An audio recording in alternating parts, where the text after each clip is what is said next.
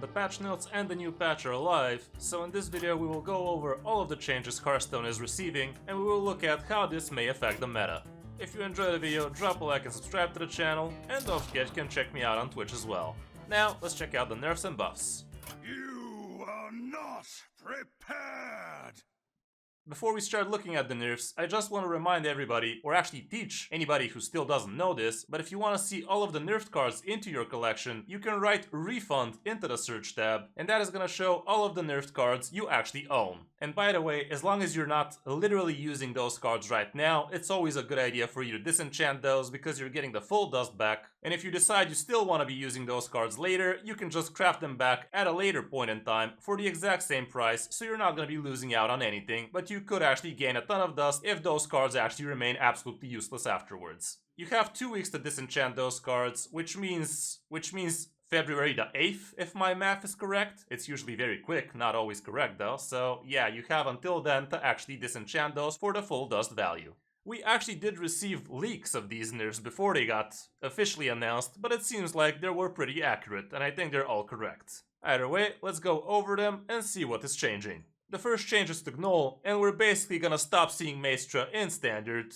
because she's literally useless now. The only reason Maestra was good in the game was because of the Wildpaw Gnoll interaction, and with that being gone, there's not gonna be a reason to be including either Gnolls or Maestra in the Thief aggro decks we have been seeing so far. I think they still should have fully reverted the nerf to Gnoll from back in the day and gave it stats back, but I guess it is what it is, and it is rotating soon, so kinda who cares. It's interesting to see if we're actually getting a refund on Maestra as well, because that's literally the entire reason why people crafted her, and it would be really scummy if we don't, but I guess we'll just have to launch the game and see what's what. Next on the list is the other big offender, Sinstone Graveyards, and it's no longer gonna be giving stealth to the summon ghosts, which is very, very huge. Like, being able to actually interact with the huge minions they're about to be summoning as soon as turn 3 or even turn 2 is a huge game changer, and it gives you so much more reactive power with at least some of the classes. Like, priests are gonna be able to instantly kill them, hunters are gonna be able to do stuff with them too, with Keen Eye Spotter for instance, and so on and so forth. So this is a really huge change, and it's gonna help a lot in actually being able to play around these big dudes. Moving down to Demon Hunter, we have Final Showdown, requiring you to draw 6 cards on your first quest step in order to actually reduce them and continue to the next step, which is actually pretty huge. Like, in order for you to actually draw 6 cards in a turn, this has to be like, what, turn 5 at least?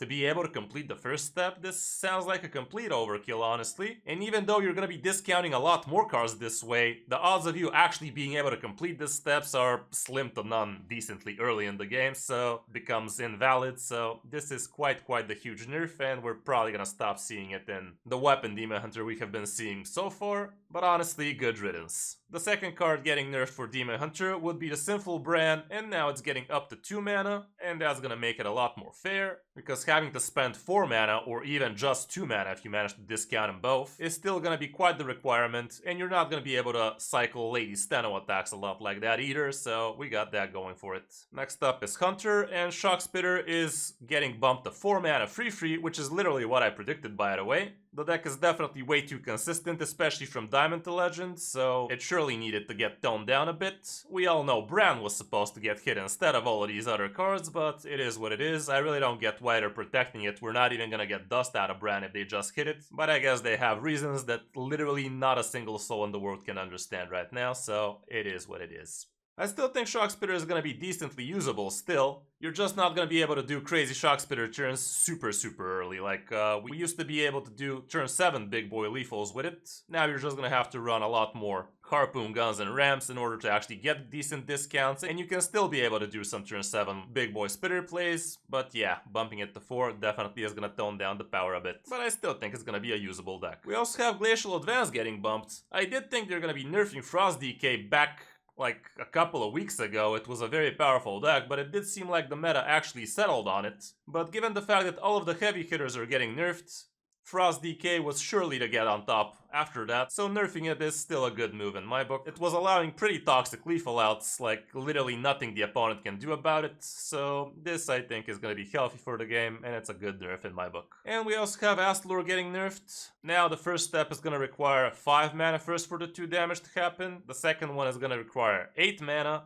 And the last one is still at 10 obviously, but it also is gonna start dealing only 7 damage, doubled up to 14 with the Mana First, which is a decent nerf. I still think the card is worth playing, and we're still probably gonna be seeing it in most of the decks that used to play it. That's it for the nerfs. Now let's quickly go over the buffs as well. We have Unholy Death Knight getting buffed a bit, and we are gonna start seeing a lot more of it. Like, I was actually seeing Unholy Death Knights from Diamond to Legend quite often lately. But now it's gonna be a bit more powerful too. The 2-drop Battlefiend Necromancer is gonna start summoning 1/3s instead of 1/2s, which is kinda huge. And the same thing is happening to the 8 mana Bone Guard Commander. I don't think this card was seeing too much play just yet, but maybe now it's gonna. It's a little bit chunky, honestly, at sitting at 8-drop. I guess Blood Death Knight is gonna start using it because it's quite a lot of stats, but it's not anything too fantastic either though, so I guess time will tell. It's definitely gonna be destroying aggro, that's for sure, but then again, Blood DK didn't really have problems with aggro, did it? Combo is what really gets it. Unholy Frenzy is going down to 2 mana, which is gonna be pretty strong. For Druid, Wither is going down to 1 mana, but I still am not sure exactly what kind of Druid is gonna be using it so far. I guess it might be a buff for the future, because right now I'm not really suspecting anything to happen with it.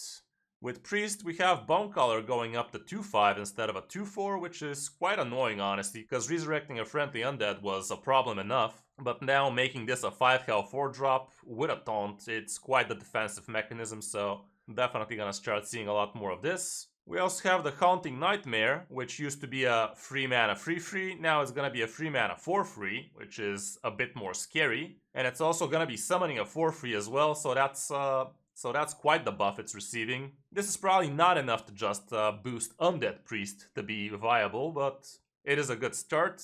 And a good finish to that is buffing the High Cultist, Basil. Now he's gonna be costing only 4 mana, and that's kinda huge, because resurrecting all of the friendly undead that died after your last turn is quite huge. And honestly, even just having a single Haunting Nightmare getting killed, that's gonna give you 2 more 4/3 soldiers out of it. That is pretty strong on its own. And we all know there's plenty of other decent undeads out there, so this is definitely starting to look a lot more viable. For Warlock, we have the legendary Darkon Drafir getting bumped down to only 7 mana. It's still gonna be a 7 mana 6/6, but it also has lifesteal and dealing 6 damage to the enemy hero. It might actually be somewhat decent now. I'm not exactly sure what kind of Warlock is gonna be running this just yet, but it's definitely giving it a lot more chance to get picked up in the future, so there's that. We also have Infantry Reanimator getting down to 5 mana as well. It's still gonna be a 4/4, and it resurrects a friendly undead, and it gives it Reborn, so even just getting Darkon back like that is kinda huge. But again, I'm not really sure what kind of Warlock is going to be picking these two up, so I guess time will tell. It definitely has a lot of potential. For Demon Hunter, we also have the Outcast archetype getting a little more support.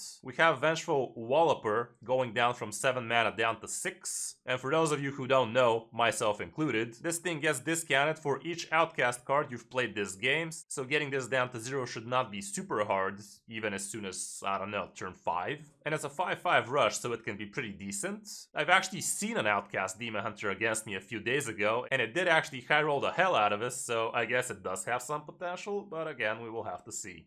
For Mage, we have 2 cards getting buffed as well. Energy Shaper becomes a 3 mana 3/4 minion. It loses 1 health, but losing also 1 mana is pretty good. And it's transforming all spells into your hand into ones that cost 2 more, but they keep their original cost, so kinda random BS Fiesta, but I'm not sure we're just gonna see too much of this guy just yet. But maybe in combination of Vast Wisdom, which used to cost 3 mana, now costs 2, it might actually do something, because you get to discover 2 spells out of this and they swap their costs. Not exactly sure what kind of mage is gonna take this either, but it does have some potential, I guess. For Paladin, we have a little bit of Dragon Paladin support, with Time Warden getting bumped down to 3 mana as well, is losing 1 health. And this is a pretty good change, because this way you're gonna be doing quite the crazy stuff as soon as turn 4 with it. And we are already seeing Dragon Paladin being playable, nothing too special, but maybe with all of the other nerfs and this buff it might become top tier 2 or something. We will see. And for Warrior, which is the worst class in the game right now for a while, we have the legendary Asvedon receiving Taunt, as well as 1 extra attack. and he is kind of an annoying legendary because it actually casts a copy of the last spell your opponent has played, so maybe you're gonna have to start playing around something like that against Warrior nowadays, but it's kind of a long shot. Like, I'm not exactly sure what kind of a Warrior would like to be running this guy in their deck, and it's a double-edged sword, because with some opponents it's just not gonna be very, very usable, now is it? We also have the Disruptive Spellbreaker becoming a 5-mana 4/6. Nothing too special, but actually bumping this up to 6 health is going to be a lot harder to get removed from the board. So your opponent is probably going to start losing more spells this way. And we actually might start seeing a bit more Control Warrior. Not really sure about that, but people were already trying with it, so maybe this is the push it needs. And another severely buffed card here.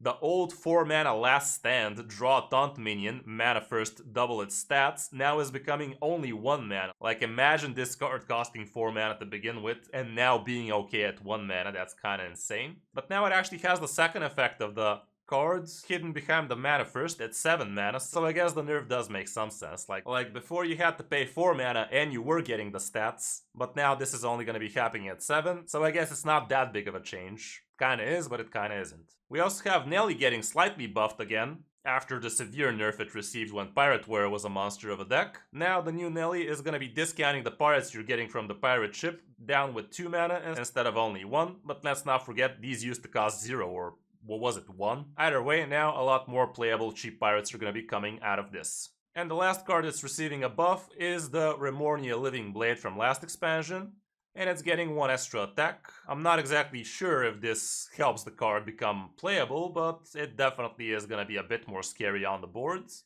And it also becomes a weapon, so that's also a buff to that. So it definitely does have some potential, and who knows, we might even see some crazy combos with it later on, especially if it starts receiving some more support. Anyway, that's it for all of the buffs and nerfs. Let me know in the comments what you think about him and how it's gonna affect the meta. Thanks for watching, I'm Kris05, and I'll see you in my next video or stream.